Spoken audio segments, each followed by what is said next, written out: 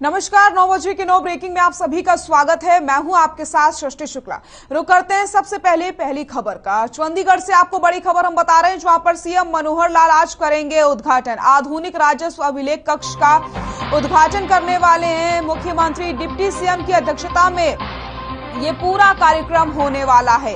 Video conferencing के जरिए उद्घाटन किया जाएगा। बड़ी खबर आपको चंडीगढ़ से बता रहे हैं। पहली खबर का रुख हम कर रहे हैं। सीएम मनोहर लाल आज उद्घाटन करने वाले हैं। आधुनिक राजस्व अभिलेख कक्ष का करेंगे उद्घाटन। डिप्टी सीएम की अध्यक्षता में होगा कार्यक्रम।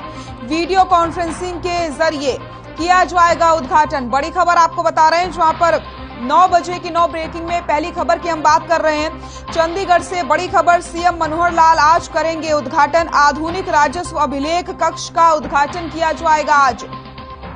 डिप्टी सीएम की अध्यक्षता में ये कार्यक्रम होने वाला है। वीडियो कॉन्फ्रेंसिंग के जरिए किया जाएगा उद्घाटन। बड़ी खबर चंडीगढ़ से बता रहे हैं आपको। सीएम मनोहर लाल आज करेंगे उद्घाटन। आधुनिक राजस्व अभिलेख कक्ष का उद्घाटन करेंगे मुख्यमंत्री। डिप्टी सीएम की अध्यक्षता में होगा कार्यक्रम। वीडियो कॉन्फ्रेंसिंग के जरिए किया जाएगा उद्घाटन। चंडीगढ़ से बड़ी खबर। सीएम मनोहर लाल आज करेंगे उद्घाटन। आधुनिक राजस्व अभिलेख कक्ष का उद्घाटन करेंगे मुख्यमंत्री मनोहर लाल। डिप्टी सीएम की अध्यक्षता में ये कार्यक्रम होने वाला है। वहीं आपको बताते चलें, वीडियो कॉन्फ्रेंसिंग के जरिए उद्घाटन किया जाएगा। 9 बजे की 9 ब्रेकिंग में सबसे पहली खबर की हम बात कर रहे हैं। चंडीगढ़ से आपको हम खबर बता रहे हैं। सीएम मनोहर लाल आज उद्घाटन करने वाले हैं। आधुनिक राजस्व अभिलेख कक्ष का उद्घाटन करेंगे मुख्यमंत्री। डिप्टी सीएम की अध्यक्षता में ये पूरा कार्यक्रम होने वाला है।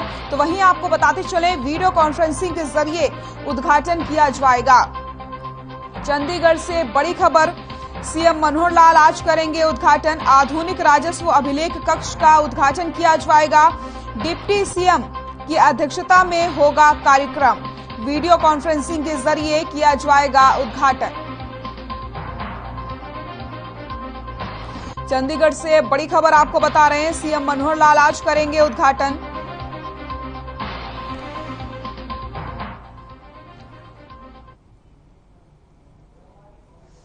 और इसी खबर पर ज्यादा जानकारी के लिए हमारे ब्यूरो चीफ सुरेंद्र मेहता हमारे साथ जुड़ गए हैं। सुरेंद्र जी, आज मुख्यमंत्री उद्घाटन करने वाले हैं, इसको लेकर क्या कुछ जानकारी मिल रही है? बिल्कुल, यमुनानगर में जो कक्ष तैयार हो चुका है उसका उद्घाटन मुख्यमंत्री ने करना है चंडीगढ़ से वीडियो कॉन्फ्रेंसिंग के जरिए, और उस कार्यक्रम की अध्यक्षता करेंगे हरियाणा के डिप्टी सीएम। और यमुनानगर की बात करें तो यमुनानगर में इस मौके पर उपस्थित रहेंगे हरियाणा के शिक्षा मंत्री कंवरपाल गुर्जर और यमुनानगर के विधायक घनश्याम दास अरोड़ा। साथ में सभी विभागों के अधिकारी यहां मौजूद रहने वाले हैं। इस कक्ष की मैं बात करूं तो यहां बहुत सी चीजें ऑनलाइन होने वाली हैं। यमुनानगर के हर गांव से लेकर हर सड़क से लेकर जितना भी रेवेन्यू रिकॉर्ड है, जितनी भी जमाबंदियां हैं, इंतकाल है, ये सारी चीजें ऑनलाइन आ जाएंगी। अभी तक क्या होता था कि इन चीजों के लिए लोगों को बहुत परेशानी का सामना करना पड़ता था। एक एक कागज जो सरकारी कागज चाहिए होता है उसके लिए 15 से 20 दिन का समय लग जाता था। पैसे अलग से लगते थे, भ्रष्टाचार इसमें काफी ज्यादा था। और ये सारी चीजें अब जब ऑनलाइन आ जाएंगी तो अपने ही घर बैठे और या किसी केंद्र पे जाकर ये चीजें तुरंत प्राप्त की जा सकेंगी। जी बिल्कुल सुरेंद्र, आधुनिक राजस्व अभिलेख कक्ष का उद्घाटन होने वाला है, तो यमुनानगर वासियों के लिए एक बड़ी सौगात है ये। बिल्कुल बिल्कुल, यमुनानगर के लोगों में बहुत खुशी है, क्योंकि यमुनानगर के लोग काफी बड़ा एरिया है। यमुनानगर 15 लाख के करीब आबादी है और 600 से ज्यादा गांव हैं इस जिले में। सभी गांवों के लोगों को, क्योंकि ये रोजमर्रा के कार्य होते हैं, किसी ने मकान बेचना है, किसी ने जमीन खरीदनी है, तो इन सब कामों के लिए कहीं ना कहीं सरकारी कागजों की जरूरत पड़ती थी, चाहे वो इसका इंतकाल हो किसी कागज का या असेसमेंट हो। लेकिन ये सारी चीजें प्राप्त करने के लिए बहुत दिक्कतों का सामना करना पड़ता था।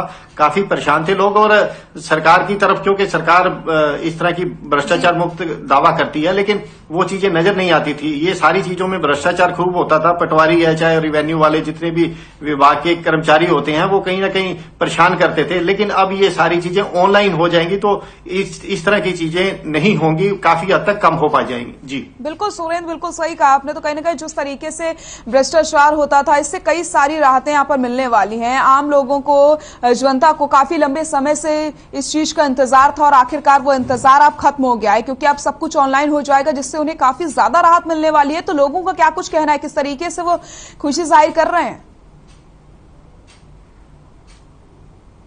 बिल्कुल बिल्कुल, जो प्रधानमंत्री का सपना था, मैं कहूं, और मुख्यमंत्री का सपना था डिजिटलाइजेशन का, वो साकार होने वाला है। वो हर आदमी तक ये चीज पहुंचने वाली है। इस मामले में, रेवेन्यू रिकॉर्ड के मामले में स्पेशली मैं कहूं तो, क्योंकि बहुत दिक्कतें थी, बहुत परेशानियां थी, बहुत उत्साहित हैं लोग। जो लगातार इस तरह के काम धंधों में पड़ने वाले लोग हैं वो काफी खुश हैं। प्रॉपर्टी जो बेचने खरीदने वाले हैं वो काफी संतुष्ट हैं और खुश हैं, क्योंकि उन्हें भी काफी दिक्कतों का सामना करना पड़ता था। कोई चीज किसी ने, एक ने खरीदनी है, दूसरे ने बेचनी है, और उसके लिए सबसे जरूरी महत्वपूर्ण होती है सरकारी कागजात। और सरकारी कागजों के लिए काफी मारामारी होती थी, काफी दिक्कतें होती थी। वो सारी चीजें इन कक्ष के उद्घाटन के बाद नॉर्मल होने वाली हैं, ठीक होने वाली हैं। वो परेशानियां से मुक्त होने वाले हैं आम आदमी। जी बिल्कुल सुरेंद्र, मैं जानना चाहूंगी इस कार्यक्रम को लेकर के क्या कुछ समय रखा गया, आखिरकार कब तक इसका उद्घाटन होने वाला है?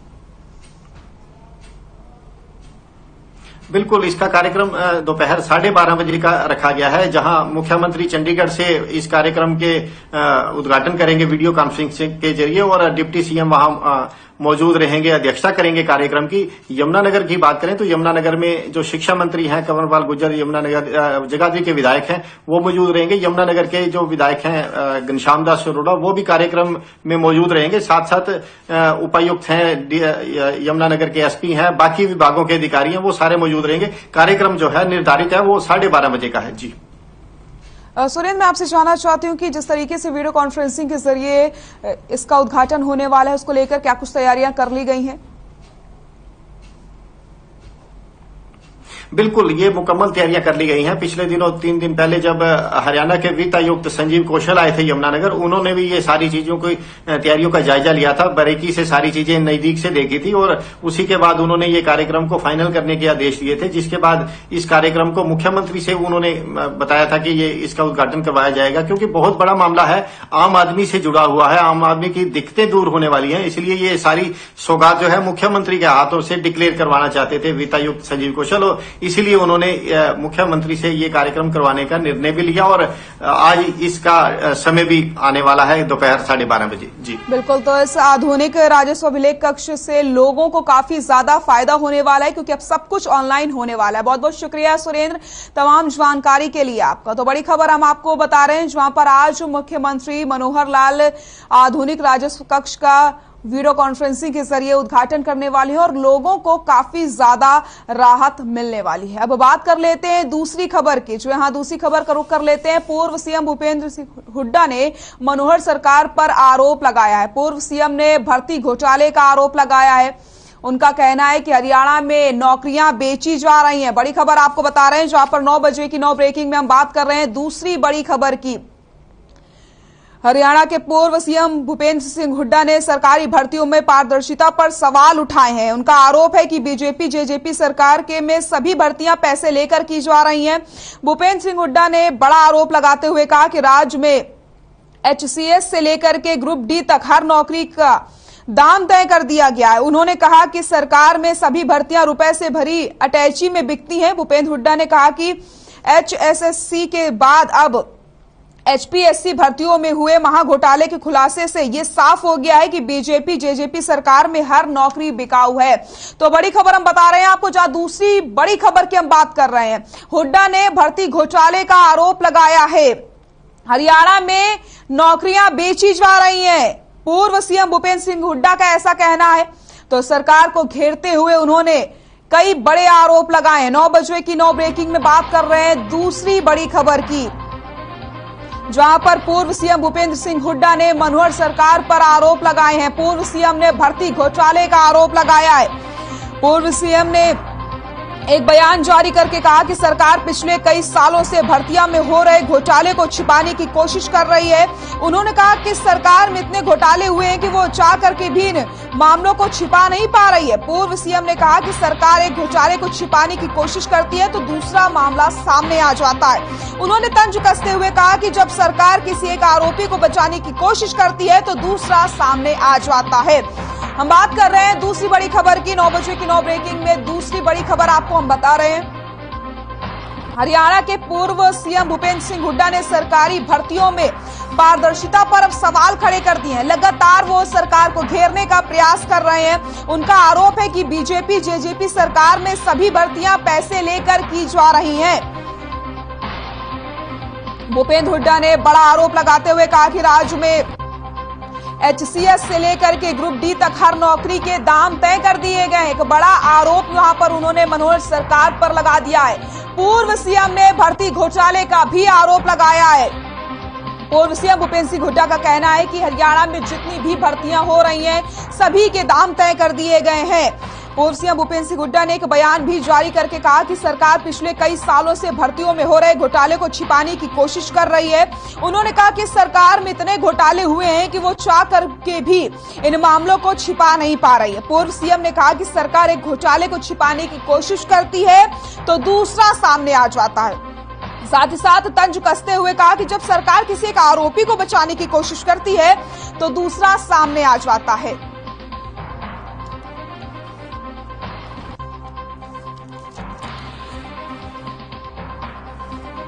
तो दूसरी बड़ी खबर की हम बात कर रहे हैं, जहां पर पूर्व सीएम भूपेंद्र सिंह हुड्डा ने मनोहर सरकार पर जमकर आरोप लगाए हैं।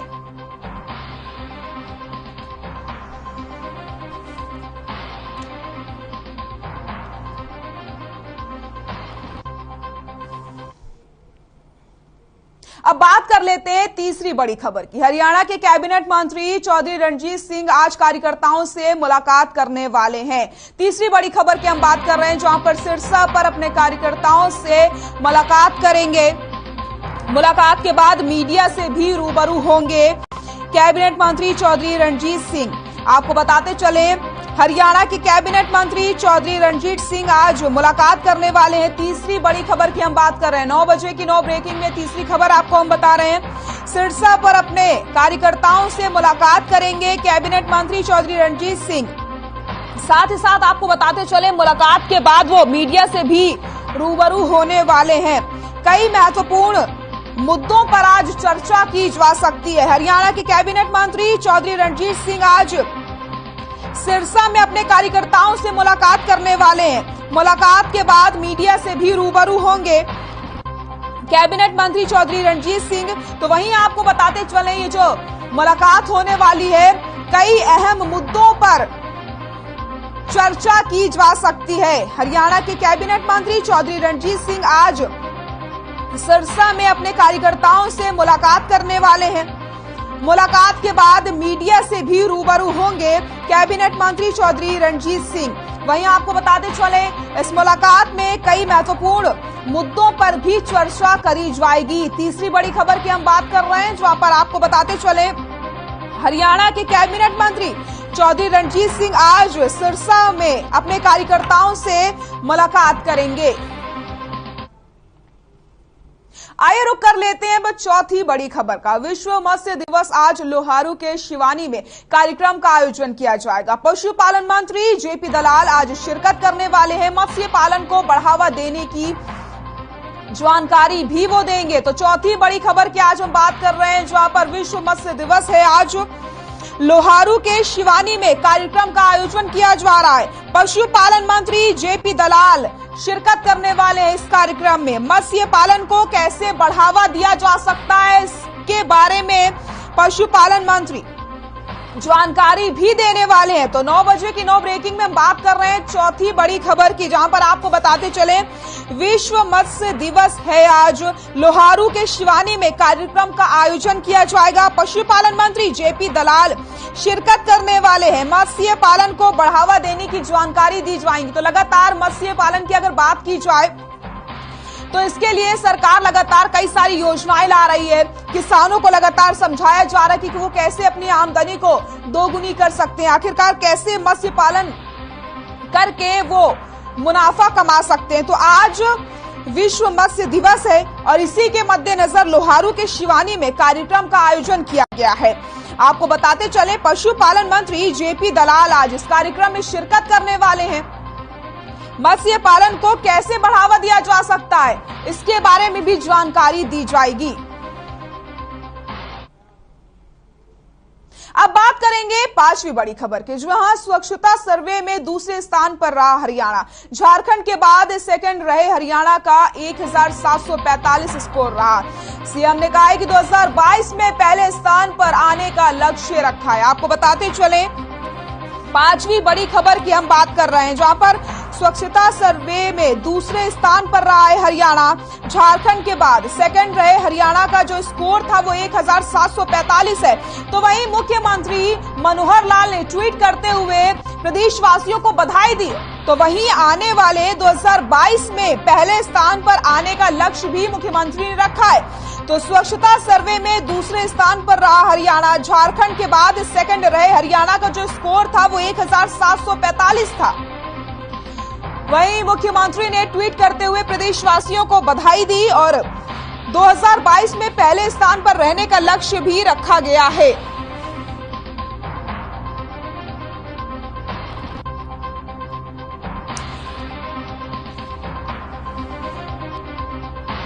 तो पांचवी बड़ी खबर की हम बात कर रहे हैं, 9 बजे की 9 ब्रेकिंग में पांचवी बड़ी खबर की हम बात कर रहे हैं, जहां पर आपको बताते चले स्वच्छता सर्वेक्षण में दूसरे स्थान पर रहा है हरियाणा। झारखंड के बाद सेकंड रहे हरियाणा का जो स्कोर था वो 1745 था।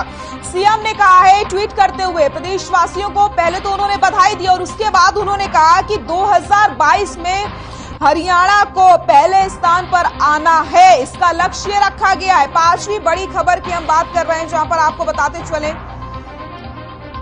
स्वच्छता सर्वेक्षण में दूसरे स्थान पर रहा हरियाणा। झारखंड के बाद सेकंड रहे हरियाणा का जो स्कोर था वो 1745 था। सीएम ने कहा है कि आने वाले 2022 में हरियाणा को पहले स्थान पर रहना, इसका लक्ष्य रखा गया है।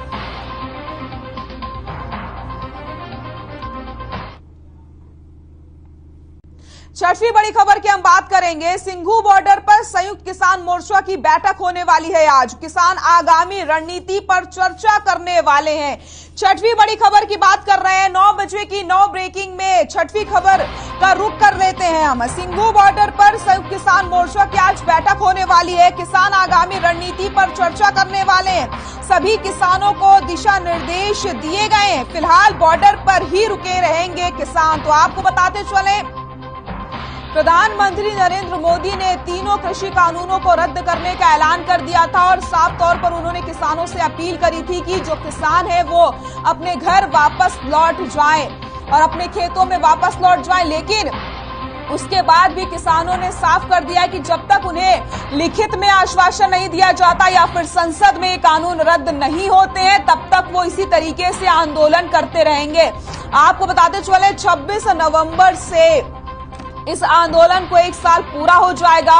लगातार किसान बॉर्डर्स पर डटे हुए हैं अपनी मांगों को लेकर के। फिलहाल आपको बता दें, प्रधानमंत्री नरेंद्र मोदी ने इन तीनों कानूनों को रद्द करने का ऐलान भी कर दिया है। लेकिन आज सिंघू बॉर्डर पर संयुक्त किसान मोर्चा की बैठक होने वाली है और इस बैठक में फैसला लिया जाएगा कि आखिरकार आंदोलन का जो रुख होगा, जो आंदोलन का अगला कदम होगा, वो क्या कुछ होगा। आज रणनीति बनाई जाएगी इस बैठक में। सभी किसानों को दिशा निर्देश भी दे दिए गए हैं। फिलहाल बॉर्डर पर ही रुके रहेंगे किसान।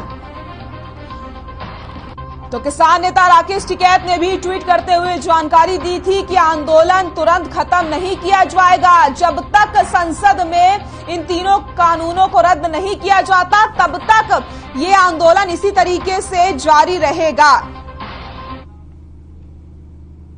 सातवीं बड़ी खबर की हम बात कर लेते हैं, दिल्ली एनसीआर में हवा जो है अभी भी जहरीली बनी हुई है। आज से अगले 3 दिन तक हवा चलेगी। वायु प्रदूषण से राहत मिलने के आसार दिखते नजर आ रहे हैं। दिल्ली एनसीआर में अब भी जहरीली है हवा। तो दिल्ली एनसीआर की जो हवा है वो लगातार जहरीली होती चली जा रही है। आज से अगले 3 दिन तक हवा चलने वाली है। वायु प्रदूषण से राहत मिलने के आसार कहीं न कहीं नजर आ रहे हैं। तो दिवाली के बाद से लगातार जो एक्यूआई लेवल था वो बढ़ता चला जा रहा था, जिससे लोगों को सांस लेने में तकलीफ का सामना करना पड़ रहा था। लेकिन आपको बताते चले वायु प्रदूषण से राहत मिलने के आसार नजर आ रहे हैं। एनसीआर के कई शहरों में एक्यूआई लेवल 400 के पार पहुंच गया है। यहां पर परेशानी वाली बात है ये, क्योंकि लगातार प्रदूषण बढ़ता चला जा रहा है, हवा में जहर घुलता चला जा रहा है। सातवीं बड़ी खबर की हम बात कर रहे हैं। 9 बजे की 9 ब्रेकिंग में सातवीं बड़ी खबर आपको हम बता रहे हैं। दिल्ली एनसीआर में जो हवा है वो भी जहरीली बनी हुई है। प्रदूषण से राहत मिलती नजर नहीं आ रही है। लगातार लोगों को सांस लेने में तकलीफ हो रही है, आंखों में जलन का सामना करना पड़ रहा है। तो आज से अगले 3 दिन तक हवा चलने के बात कही जा रही है। वायु प्रदूषण से राहत मिलने के आसार कहीं न कहीं नजर आते दिख रहे हैं। फिलहाल आपको बताते चले कि एनसीआर के कई शहरों में जो एक्यूआई लेवल है वो 400 के पार पहुंच गया है। तो यहाँ एक चिंता वाली बात भी ये है, क्योंकि दिल्ली एनसीआर में अब भी जो हवा है वो जहरीली ही बनी हुई है। आज से अगले 3 दिन तक हवा चलेगी। वायु प्रदूषण से राहत मिलने के आसार नजर आ रहे हैं। एनसीआर के कई शहरों में एक्यूआई 400 के पार पहुंच गया है। वहीं लगातार प्रशासन भी कदम उठा रहा है। तमाम तरीके के इंतजाम किए जा रहे हैं प्रशासन की तरफ से, ताकि किसी भी तरीके से जो प्रदूषण है उसे कम किया जा सके। लेकिन क्योंकि आम लोगों को परेशानियों का सामना करना पड़ रहा है। सातवीं बड़ी खबर की हम बात कर रहे हैं। दिल्ली एनसीआर में अभी जो हवा है वो जहरीली होती चली जा रही है और लगातार हवा जहरीली बनी हुई है। आज से अगले 3 दिन तक हवा चलने वाली है। वायु प्रदूषण से राहत मिलने के आसार कहीं न कहीं निकलते हुए नजर आ रहे हैं। एनसीआर के कई शहरों में एक्यूआई 400 के पार पहुंच गया है। सातवीं बड़ी खबर की हम बात कर रहे हैं, जहां आपको बताते चले दिल्ली एनसीआर में जो हवा है वो अभी भी जहरीली बनी हुई है और लगातार लोगों को परेशानियों का सामना करना पड़ रहा है। लोगों की आंखों में जलन हो रही है, सांस लेने में तकलीफ हो रही है। और इसी खबर पर ज्यादा जानकारी के लिए हमारे ब्यूरो चीफ प्रवीण शर्मा हमारे साथ जुड़ गए हैं। प्रवीण, लगातार प्रदूषण बढ़ता चला जा रहा है, राहत मिलने के आसार नजर नहीं आ रहे हैं, क्या कुछ जानकारी मिल रही है? जी देखिए, बिल्कुल पिछले अगर काफी समय से बात करें दीपावली के बाद से, तो लगातार प्रदूषण का स्तर बढ़ता जा रहा है। इसमें कहीं कोई कमी देखने को नहीं मिल रही है। हालांकि अब 3 दिन की छुट्टी के दौरान उम्मीद ये थी कि कुछ प्रदूषण में कमी आएगी, लेकिन उसमें कहीं कोई कमी देखने को नहीं मिल रही है। सरकार की ओर से एहतियाती कदम जरूर उठाए जा रहे हैं। स्कूलों की छुट्टी कर दी गई है। इसके अलावा दिल्ली में वर्क फ्रॉम होम का भी चलन स्टार्ट किया गया है। उसके बावजूद प्रदूषण का स्तर लगातार 400 से ऊपर बना हुआ है, जो कि सेहत के लिए बहुत हानिकारक साबित होता है। लोगों को आंखों में जलन और अस्थमा के रोगियों को इससे काफी परेशानी का सामना करना पड़ रहा है। इसके अलावा अगर हम बात करें जो हार्ट के पेशेंट हैं, उनके लिए भी बहुत बड़ा खतरा बना हुआ है। बिल्कुल प्रवीण, लेकिन अगर बात की जाए प्रशासन की, तो किस तरीके से प्रशासन इंतजाम कर रहा है, क्योंकि लगातार लोगों को परेशानियों का सामना करना पड़ रहा है? जी देखिए, जिस तरह से दिल्ली में रेड लाइट पर गाड़ियां ऑफ करने के लिए बकायदा लोगों को जागरूक किया जा रहा है। उसके अलावा सड़कों पर लगातार पानी का छिड़काव कराया जा रहा है ताकि धूल मट्टी ना उड़े। और उसके साथ साथ ही जो पराली जलाने का मामला है, उस पर भी लगाम लगाने की कोशिश की जा रही है, ताकि दिल्ली की हवा और एनसीआर की हवा को साफ और स्वच्छ बनाया जा सके। लेकिन कहीं ना कहीं जो आम जन है, जो उनकी लापरवाही कहीं ना कहीं सामने आती है। और कुछ जो इंडस्ट्रीज हैं जिनको बैन किया गया है, उनको भी देखा गया है कि वो जो सरकारी नियम है उनकी अवहेलना करते नजर आते हैं, जिसके चलते प्रदूषण का स्तर लगातार बढ़ता जा रहा है। बिल्कुल प्रवीण, बहुत बहुत शुक्रिया आपका तमाम जानकारी के लिए। तो हम बात कर रहे हैं सातवीं बड़ी खबर की, जहां पर दिल्ली एनसीआर में जो हवा है अभी भी जहरीली बनी हुई है। लगातार प्रदूषण का स्तर बढ़ता चला जा रहा है, लेकिन प्रशासन भी इसको लेकर के कड़े इंतजाम करता हुआ नजर आ रहा है। अब रुक कर लेते हैं 8वीं बड़ी खबर का। कालांवाली में जन स्वास्थ्य विभाग की पोल खुल गई है। 8वीं बड़ी खबर आपको हम बता रहे हैं, पिछले 2 दिनों से पानी की सप्लाई नहीं करी गई है। करोड़ों की ग्रांट लगने के बाद भी तरस रहे हैं लोग, और जो विभाग है वो कुंभकर्णी नींद सोया हुआ है। तो आपको बताते चले, कालांवाली से ये बड़ी खबर हम बता रहे हैं, जहां पर जन स्वास्थ्य विभाग की पोल खुलती हुई नजर आई है। पिछले 2 दिनों से पानी की सप्लाई नहीं करी गई है। करोड़ों की ग्रांट लगने के बाद भी लोग पानी के लिए तरस रहे हैं। विभाग का जो है लापरवाही भरा रवैया देखने को मिल रहा है। आपको बताते चले जो विभाग है वो कुंभकर्णी नींद में सोया हुआ है। किसी की भी परेशानी से विभाग को कोई लेना देना नहीं है, क्योंकि 2 दिनों से पानी की सप्लाई नहीं की गई है। जरा सोचिए लोगों को कितनी परेशानियों का सामना करना पड़ रहा होगा। करोड़ों की ग्रांट लगने के बाद भी पानी के लिए लोग तरस रहे हैं और विभाग कुंभकर्णी नींद में सोया हुआ है। कालावाली से आपको ये खबर हम बता रहे हैं, जहां पर जन स्वास्थ्य विभाग की पोल खुलती हुई नजर आई है।